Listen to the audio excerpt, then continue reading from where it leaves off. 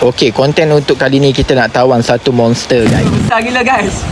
Okey, sekarang ni kita berada di Sandwheel Fishing Park dekat area Kemunting. Untuk bahagian setup pula kita menggunakan rod PE13. Bahagian spinning reel pula kita menggunakan brand daripada Sisa Tinggi 3000. Untuk bahagian umpan kita pakai kepala ayam. Bahagian leader pula saya pakai 40 LB dan line pula saya pakai 50 LB. Untuk bahagian ni lagi menarik guys. Kita baru letak 10 minit dah ada sambaran. Part bunyi drag ni memang memanjakan telinga guys.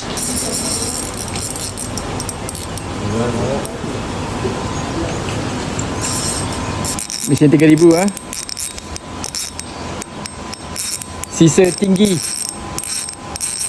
Lepas ni kalau korang cari reel yang bajet, saya sarankan ambil je Sisa Tinggi 3000 atau 4000 ke 5000.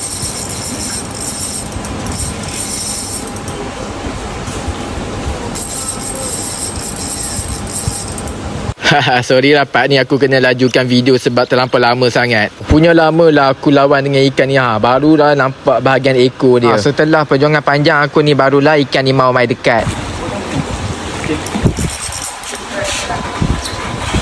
Oi. Time ni memang aku tak sangka gila guys. Saiz ikan ni pun memang besar. Besar daripada badan aku tau.